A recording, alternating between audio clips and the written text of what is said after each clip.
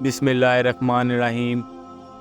شروع اللہ پاک کے بابرکت نام سے جو بڑا مہربان نہایت رحم کرنے والا ہے۔ MKN سپیکس کے معزز خواتین و حضرات، السلام علیکم۔ محترم ناظرین گرامی، حضرت اویس کرنی کو جنت کے دروازے پر کیوں روکا جائے گا؟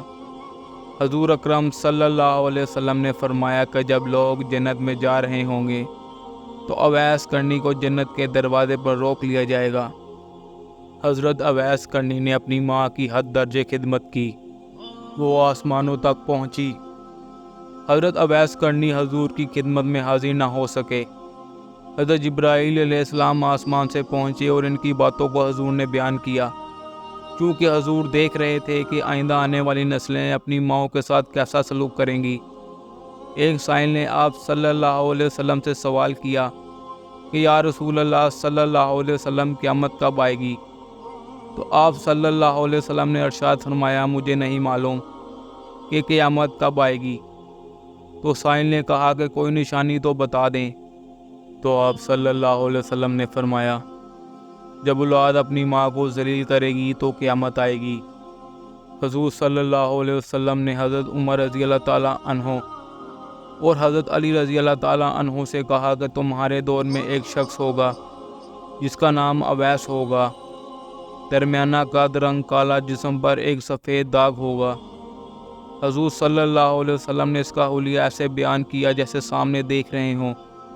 وہ آئے گا، جب وہ آئے تو تم دونوں نے اس سے دعا کرانی ہے۔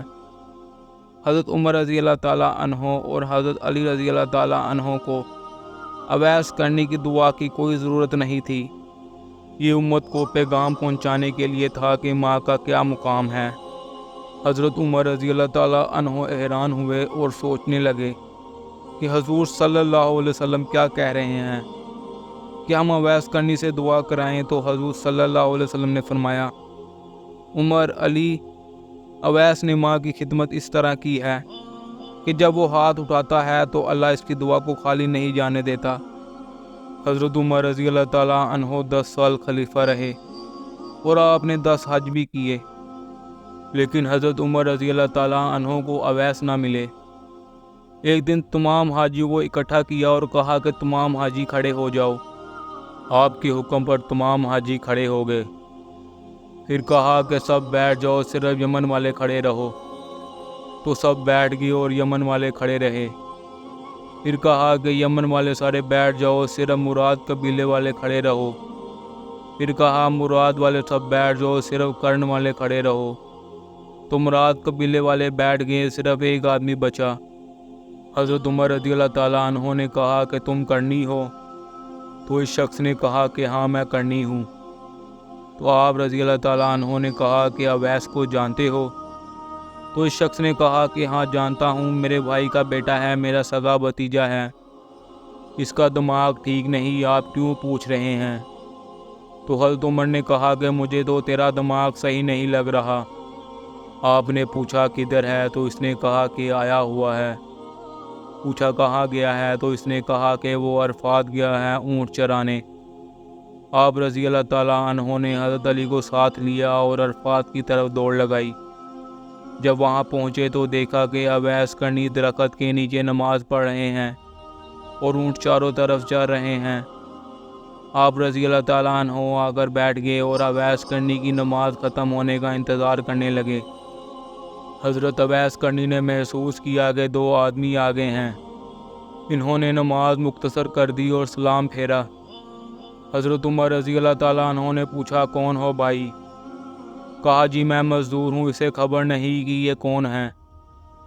تو حضرت عمر رضی اللہ تعالیٰ عنہ نے کہا کہ تیرا نام کیا ہے؟ اویس کرنی نے کہا میرا نام اللہ کا بندہ ہے۔ حضرت عمر رضی اللہ تعالیٰ عنہ نے کہا سارے ہی اللہ کے بندے ہیں، تیری ماں نے تیرا نام کیا رکھا ہے؟ تو اس پر حضرت اویس کرنی نے کہا کہ تم کون ہو میری پوچھ گچھ کرنے والے؟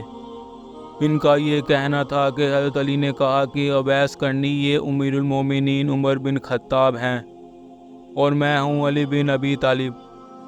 حضرت اویس کا یہ سننا تھا کہ وہ کانپنے لگے، کہا کہ جی میں معافی چاہتا ہوں، میں تو آپ کو پہچانتا ہی نہیں تھا، میں تو پہلی دفعہ آیا ہوں۔ تو حضرت عمر رضی اللہ تعالیٰ عنہ نے کہا تو ہی اویس ہے؟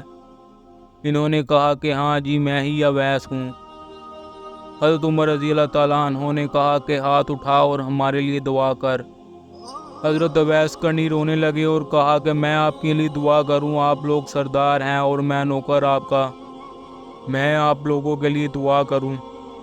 تو حضرت عمر رضی اللہ تعالیٰ عنہ نے کہا کہ ہاں اللہ کے نبی نے فرمایا تھا۔